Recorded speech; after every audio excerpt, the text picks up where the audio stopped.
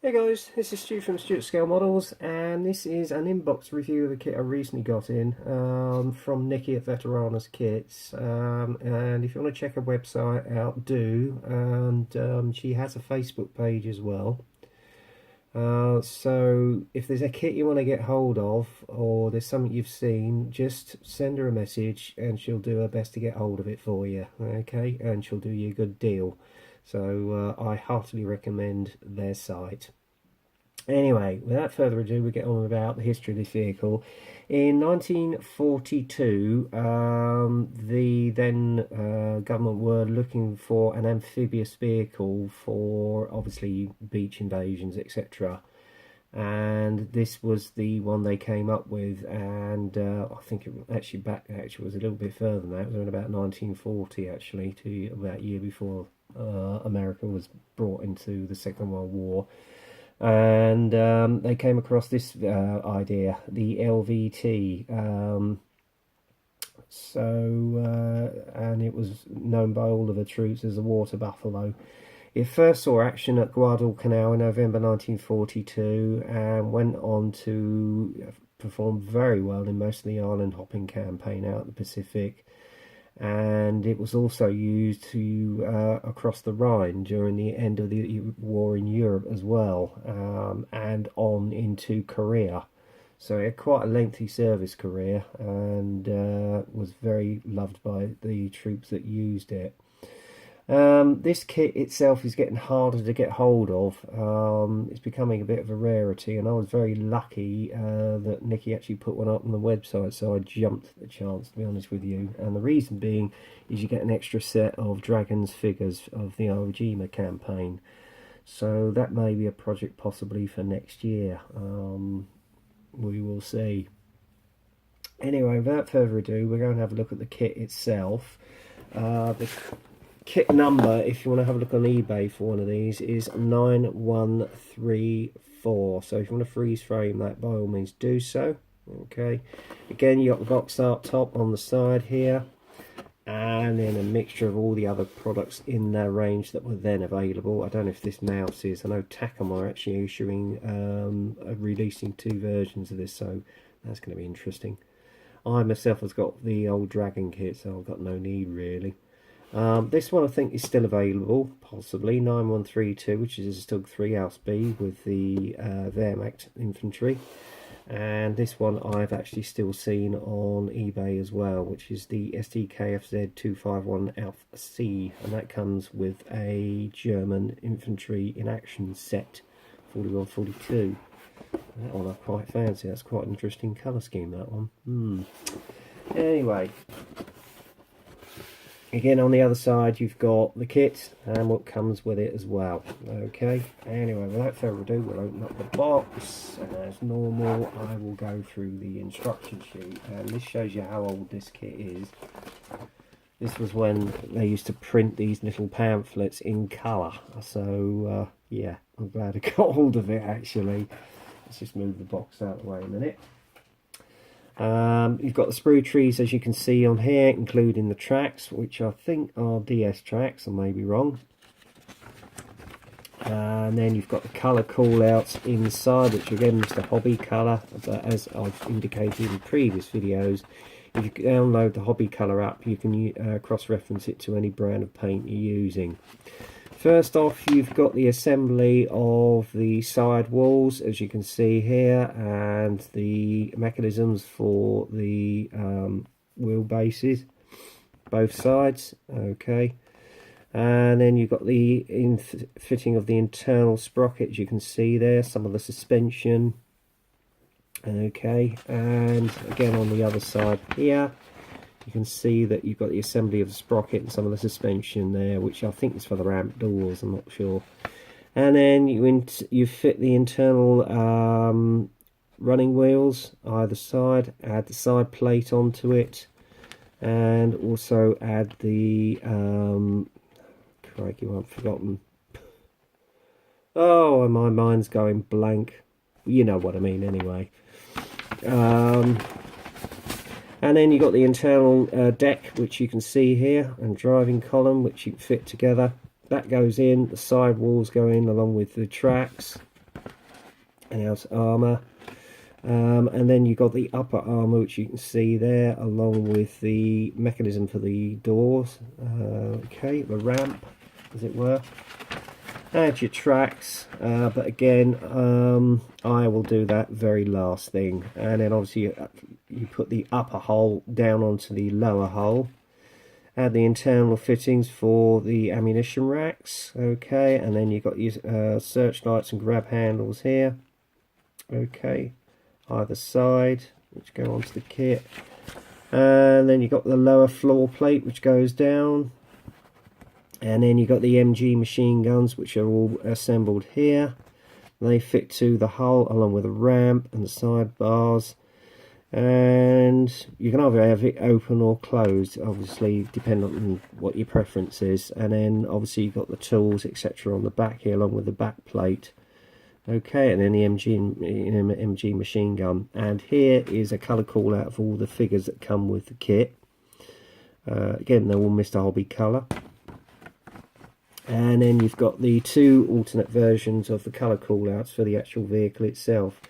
First one is the option of the 10th Amphibian Tractor Battalion, Yellow Beach 2, Iwo Jima 1945. Or down here you've got the 10th RTR 79th Armour Division, Netherlands 1944.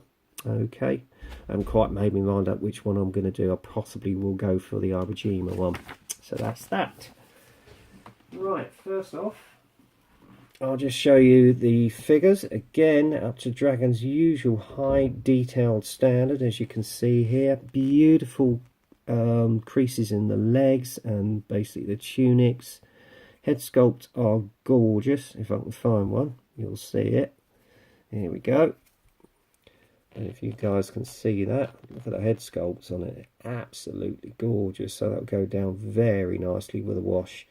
And obviously you've got the helmets here, and they've even caught the fabric on the helmets as well. That is absolutely gorgeous. So I can't wait to get these assembled. They really will go well with the kit. And then obviously you've got the water bottles, as you can see, water canisters. Obviously knives here, etc. So yeah, very nicely done. Lovely set of figures there. And then on to come on to the main crux of the actual kit itself, and that all comes in one big bag. It looks quite a fairly easy, quick build on this one, and unusually with Cyber, they've got rubber tracks, which yeah, is a bit of a downside, but there you go. Anyway, what I'm going to do is I'll open up the bag. He says, and then we'll have a look at the contents of the kit itself. Okay.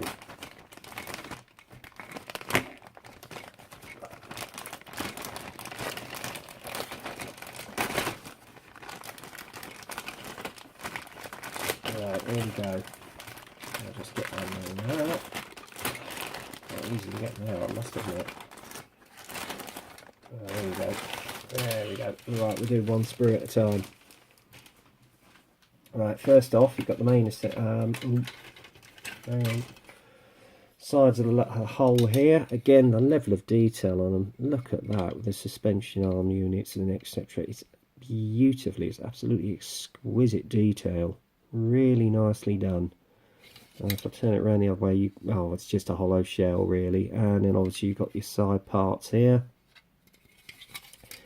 And there's your floor plates, and they've even caught the wood grain on it. Isn't that gorgeous?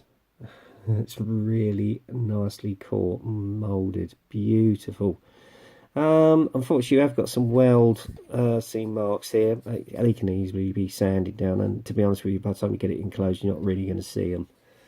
And then obviously you've got the side plates here with the engine grills, which you can see is nicely caught. Beautiful detail on there. So you don't really need any etch brush, just a bit of dry brushing will do that. And again, with the driver's position on the front plate here, that's nicely caught with the grill. Beautifully, crisply moulded. Not 1 ounce of flash here, guys. Beautifully done. So there you go.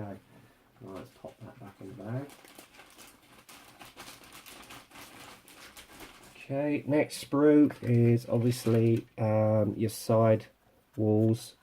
Again, this is the inner ones. And again, the level of detail on the rivets is beautifully caught, and at the bottom as well with the suspension arms, beautifully done. And yeah, nicely crisply done, and even the bolt here for the idler wheel, it's very nicely done. And obviously you've got the idle wheel here and the sprocket. Again, nice crisp detail, guys. Okay, so you can see there, obviously you've got grab handles here, very nicely done. Some of the mechanism for the door there, you can see, and then you've got your ammunition chutes here. That's beautifully done. And even the wheels, nicely caught, nicely moulded, crisp and clear. They leave one or two bits of flash here, but hey, you can soon clean them up. And the machine gun, the 50 cals, beautifully caught, especially with the air holes in here. That is absolutely exquisite. And then with the 50 cal as well, beautifully done. So there you go, that's that one. Third and final sprue. Well, say final sprue. There is an extra bonus in this kit as well, which I've just spouted.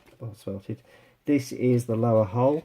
Again, the detail on there is very nicely caught, nice and crisp, especially with the weld seam at the bottom here. Exquisite. And final sprue is the upper hull. As you can see here, quite a wide vehicle, much I suppose it had to be really if it was an amphibious assault craft.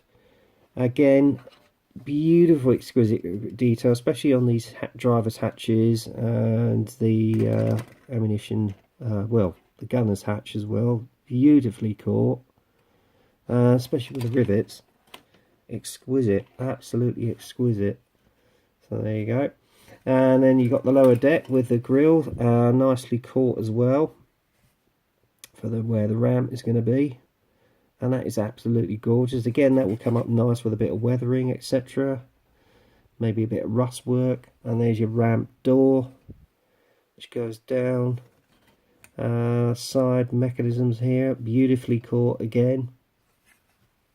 And that's your back plate right here, as you can see. Oh, hang on, let me get it into shot. This is your back plate, and part of the gear doors, so, and the gearing mechanism, very nicely done. And then obviously you've got the armour for the guns there, so that's it would protect the troops if they were being shot at. There's, if you've seen the Pacific series where they're going on to Peleliu, you just get an idea of how it was with these craft. And again, you've got another 50 cal there, beautifully done, absolutely exquisite. So this does look a lovely kit when it gets built up. And then obviously down here you got the rubber tracks. They are quite stiff. I might use them, I don't know. Again, the detail on them is exceptional, as you can see here, which is up to Dragon's usual standard. But again, I may well use them because, be honest, you're not going to see any sag or anything. Or I may well see if I can get some aftermarket tracks, I don't know. So there you go. Now, anything I didn't see, here we go. And then you've got an added bonus.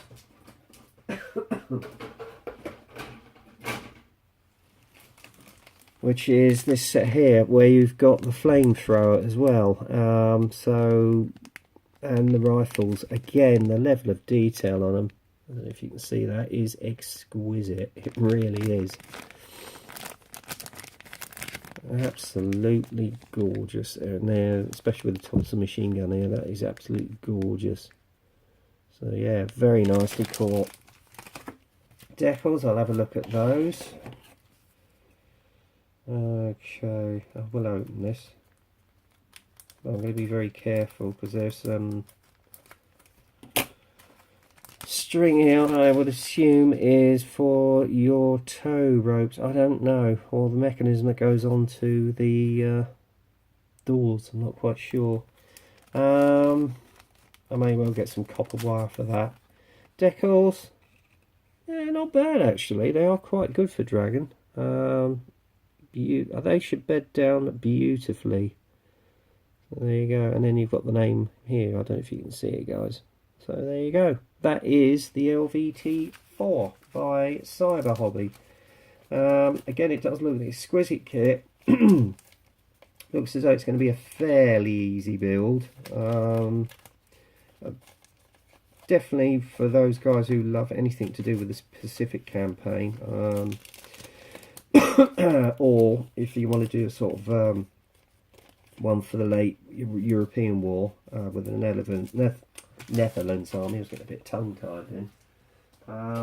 It does look a lovely, lovely kit, and I would, if you can get hold of one, because obviously these are getting harder and harder to get hold of now, becoming a bit of a rarity.